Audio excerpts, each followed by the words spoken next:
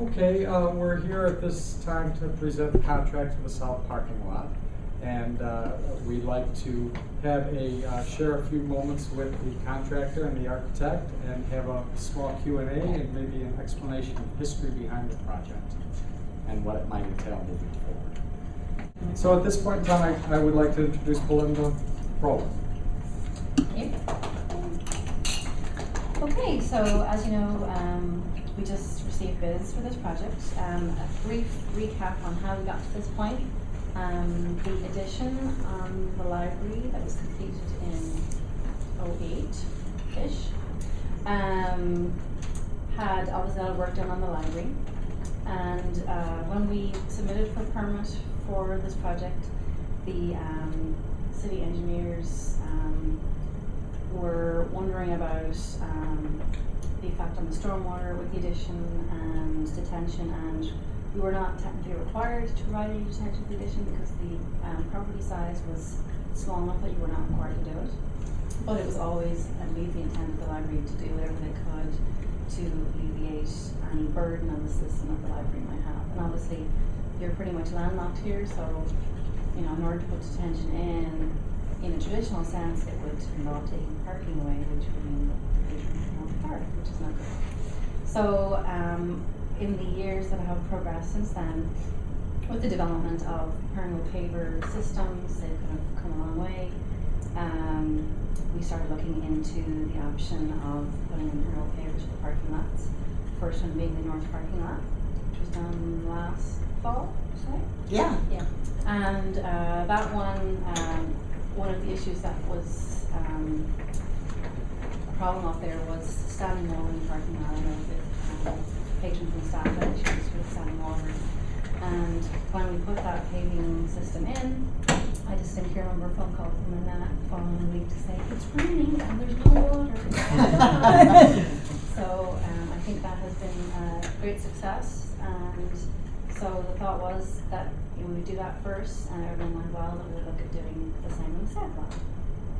And so I guess the south lot, because it is so much larger, is able to take a lot of the water that would be going into the stormwater system and hold it there rather than burden to actually taking away water from the stormwater system as opposed to adding, which is unusual.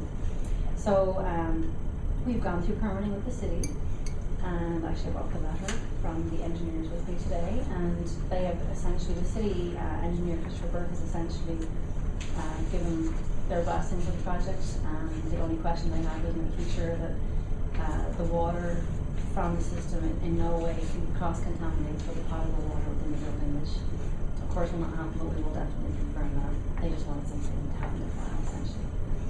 So we issued the project for bidding, and we sent the advertisement out the usual way, publicly in the newspaper, and then also we contacted contractors that we knew did this kind of work, including AG Management, who did it last year.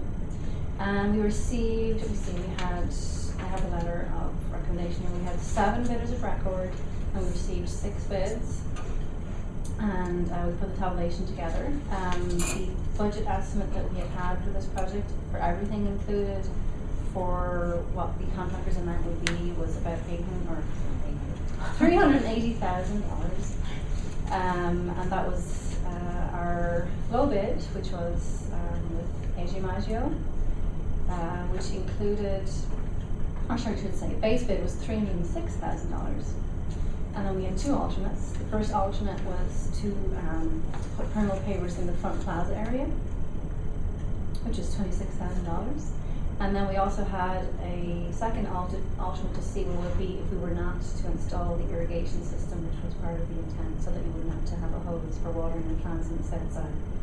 And that was, a deduct of $8,000. So I know the intent was to try and minimize the amount of maintenance required, so by having the water on hand and it doing it automatically, then that obviously alleviates What are the brackets for?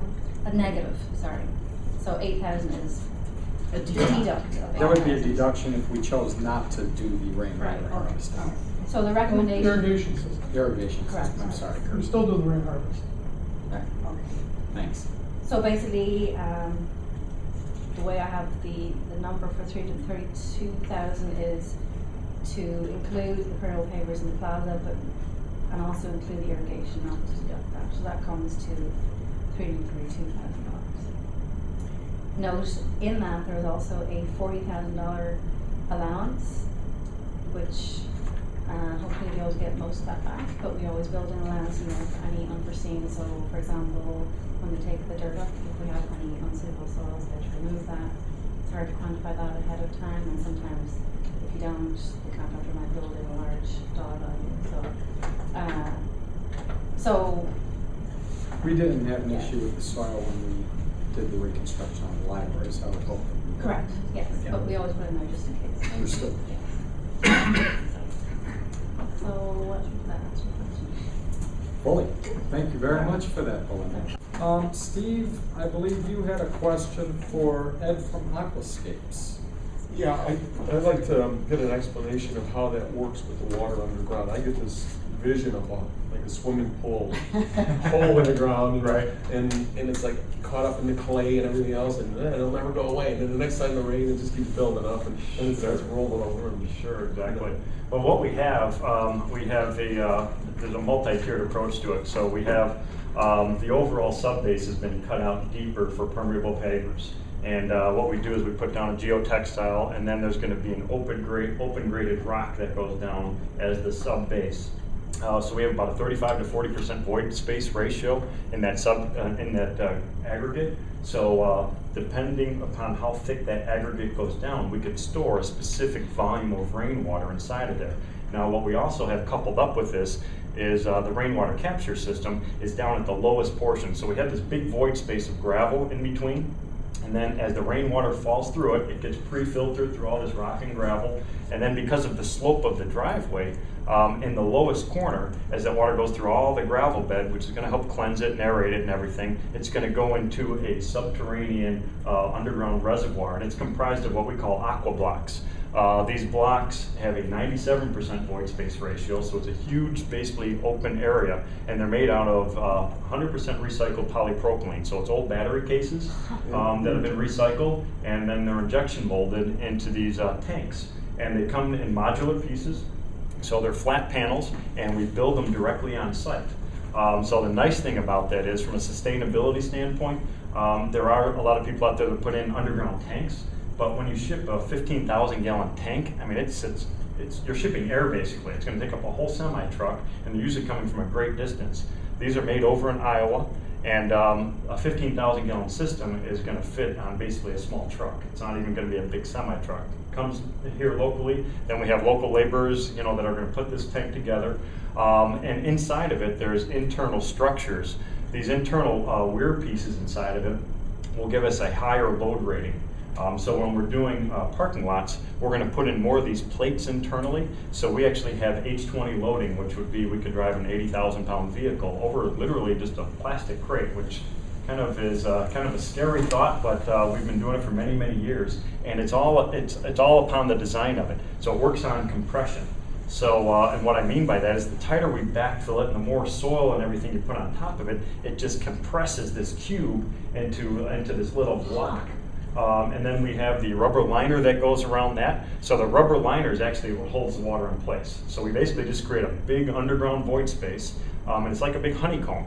And that's all part of the filtering as well. So the water kind of moves through these little channels and things like that. And in that process, the whole idea is to mimic a natural stream bed. So now typically when you're talking about putting water in pipes and things like that, you get what's called laminar flow. So it means you just have this big mass of water flowing through a pipe. But what we're trying to do is mimic nature. So when we have the water go through the gravel bed and this honeycomb structure, it actually makes the water twist and turn, and it mixes itself. And in that process, it adds oxygen into the water. And as we all know, oxygen is a huge oxidizing agent, and it off-gases and it breaks down different compounds that are in the water that actually are pollutants. Rainwater is actually a very clean source of water. It gets dirty when it hits the ground. If you capture it off a roof, it's a great source, but as soon as it hits a parking lot or a patio or something like that, it picks up literally anything and everything on that surface, from pesticides and fertilizers and heavy metals and things like that. So we want to break that stuff down and purify it, and then we want to reuse it as a resource, which is the big shift that's out there. Because traditionally, when you put water into a sewer pipe, it disappears from your site. It's gone forever. I mean, it has to be treated and taken care of downstream. So what we're trying to do is we want to manage all that water on site. So we want to turn a waste product into a resource. And that resource, as we all know, even though we live right up, 50 miles from the Great Lakes, water is in a scarce supply. And it's because of the rapid growth and everything that's happening in our areas. So it's a great way to be smarter with the most precious resource on the earth, which is water. And if we were down in the Southwest, it's even a bigger issue right now.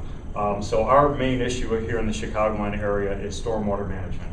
We have a lot of rain, as we've all known. Just in these past few months, we've been inundated, with huge rain events, and it's causing big problems downstream. So anything that we could do upstream, to alleviate some of those problems is a huge benefit. And not only locally, but our watershed goes all the way to the Gulf of Mexico. So all of the pollutants and stuff that land here go all the way to the Gulf, where they cause a lot of problems.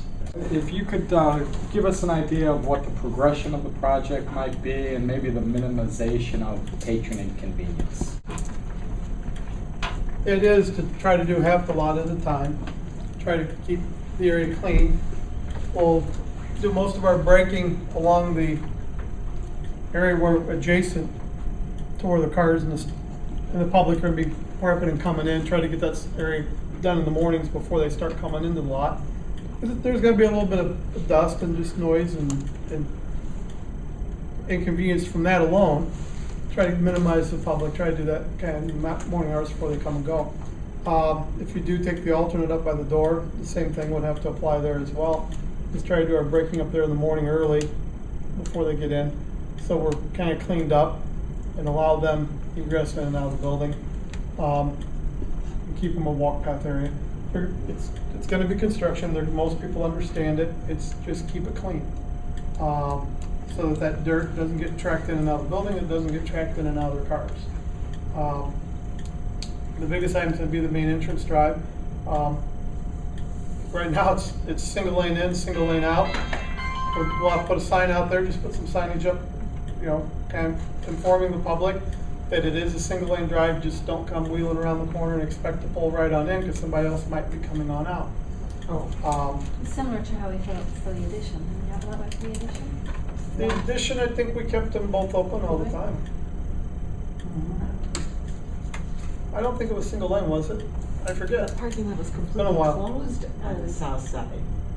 Yeah, for a while it was, but we were in there. There was a staging area in there. The library wasn't open yet, the new part yet. It was during the remodel portion primarily, I think. Yeah, so quite close. This is going to be a little bit different. And we'll put up some signage, some informational signage out there to try to help them. There's some arborvitae trees out there that people are just going to be aware of. They block your view when you go in and out. It shields the parking lot, and it also shields your view coming in. So I don't think it's going to be really a problem. Just trying to minimize working up against the public when the public's there.